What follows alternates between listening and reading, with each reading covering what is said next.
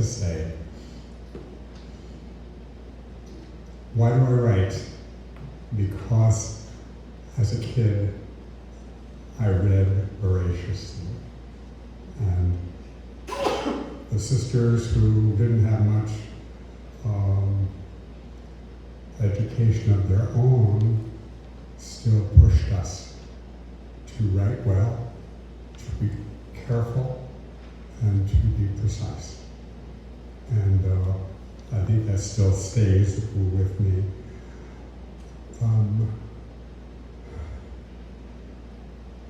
One of the things that Ken has suggested is, how do we do what we do? Well, why do we do what we do? I'm going to just talk about why I wrote a book, which came out July 1st. I always had wonderful health, not any virtue of my own, but it was a gift. Until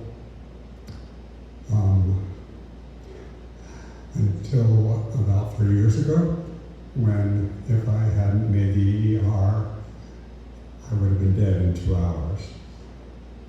And good Doylestown Hospital. Over the next 10 months, I had 5 operations on my gut. And by the next February, I came marching out, determined to do something. I was 83 at the time, and I had always written poems since 1957, but never thought of myself as a poet. I just wrote them, and I put them in a pile. And so I came back home, and I saw the pile. There were over 100. I was surprised. And I had carefully kept them as I left them and dated them. So I decided I should share these with my family, with my nephews and nieces and grandnieces, but put all of the immediate family together, and there's only 25 people. Couldn't write a book for that. So fortunately, I have a great friend who knows the ins and outs of it, and is a writer, and he helped me in 1 year put together a book of 180 poems, about 80 of which was, I couldn't stop writing once I started. It was like an affected all the whole year, and in 1 year's time, it was laid to rest to print. And last July, and I have kept writing, writing and writing, almost 50 more.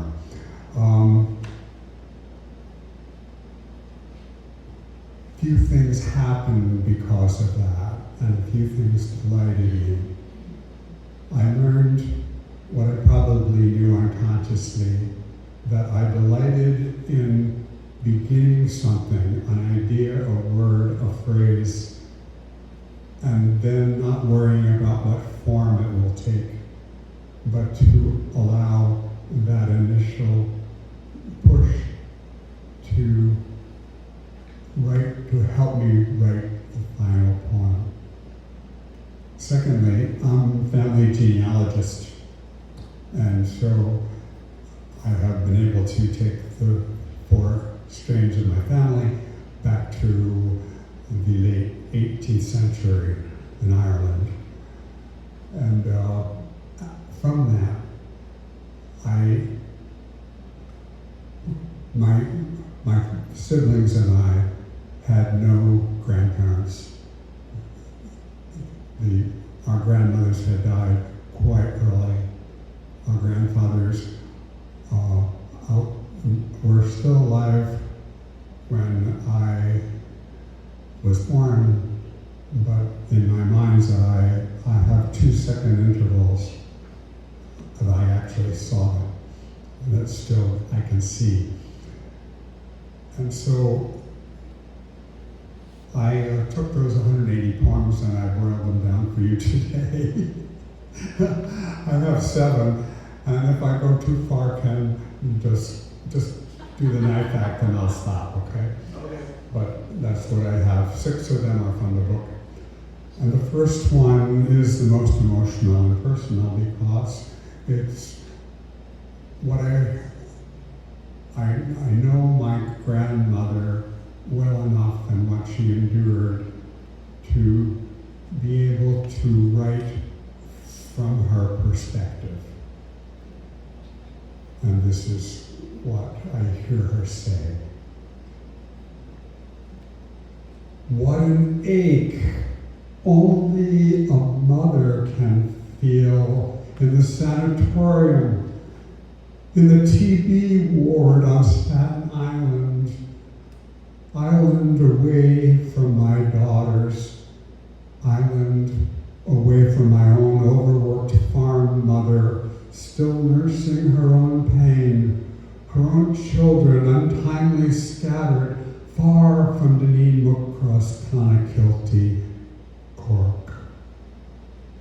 Awaiting now, my eldest, Kathleen, of 14 years, fearlessly setting out south so early from 98th and Lex, her troubled basket bundled by my sisters. On a bus, on a ferry, in rail car, every Saturday, with teary eyes, lonely sighs. Only mine own tears are more aware how short the time is, how sharp the pain remains, how all umbilicals are failing, all living ties unraveling, coughing, continuing rhythmless and rasping. My Kathleen, soon alone with 3 questioning sisters, their floundering father, my 3 dear sisters, her hollering aunts. O God, to you only I entrust these I love and tried to love a little longer. Oh, her own ache. When will this ache be over?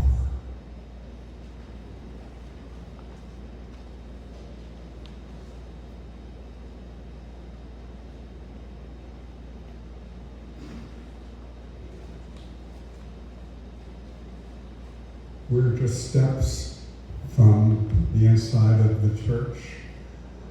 With my background, I was involved a lot in the church.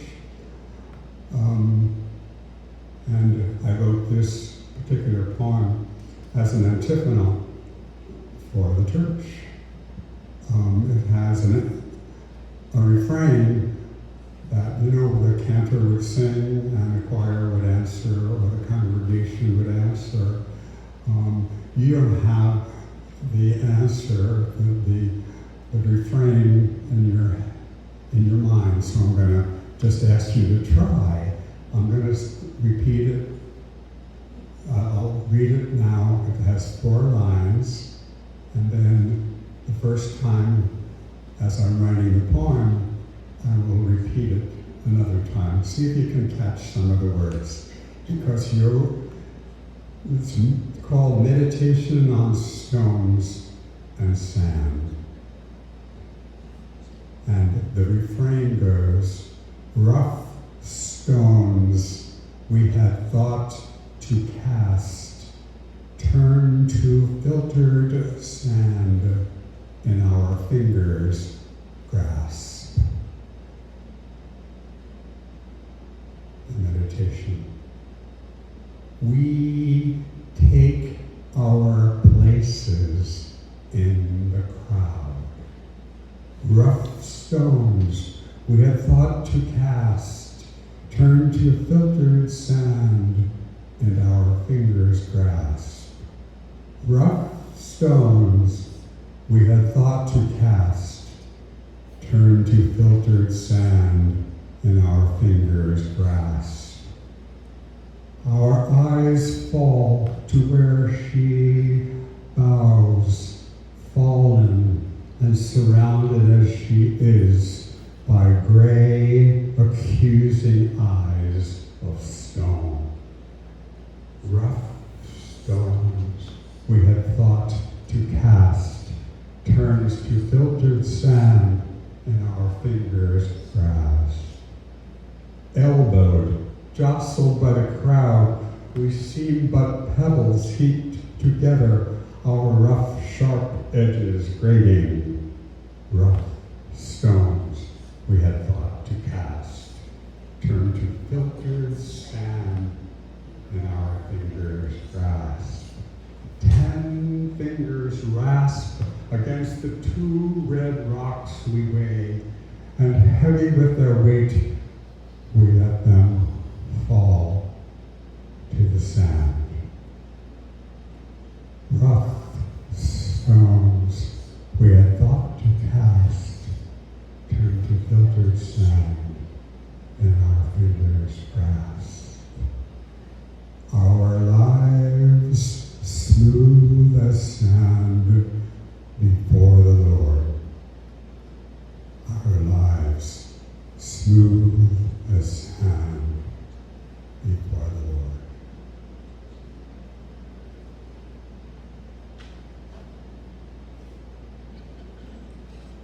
Those were sort of heavy, so I'll give you something a little lighter.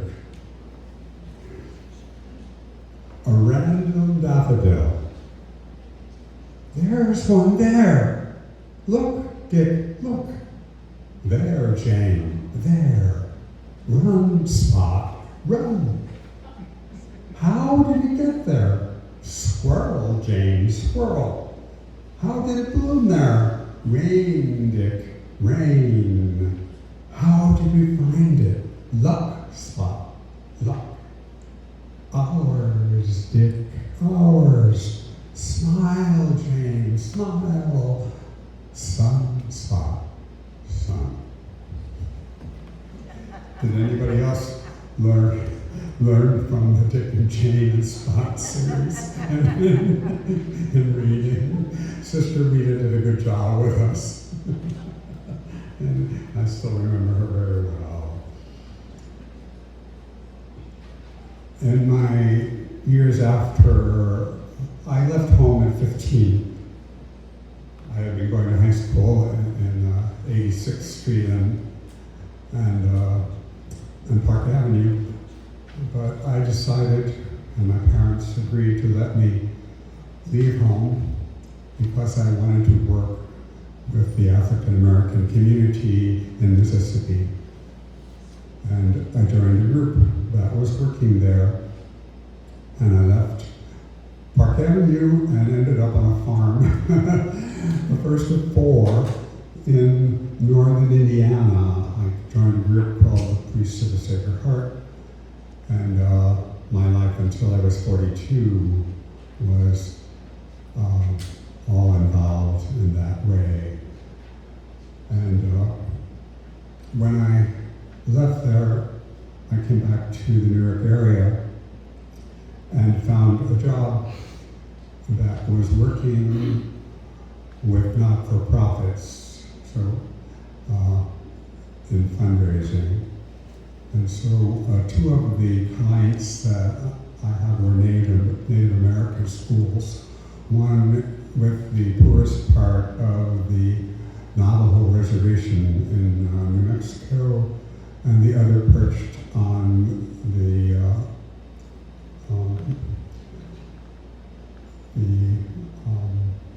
river halfway in South Dakota, in Lakota land. And so I had a long relationship with Lakota, and I wrote a series of prayers in their spirituality, and this is one of them. Excuse me, Paul. After this, we're going to bring up the next speaker, okay? Excuse me? After this, After this, okay, we'll do good. the next Okay, speaker. got it. With peaceful hearts. In peaceful vision we search the far horizon. In peaceful listening, we seek approaching life. In peaceful speaking, we murmur words of blessing. In peace of mind, we hope even beyond ourselves. For our children and our youth, for bright horizons, a full life, blessings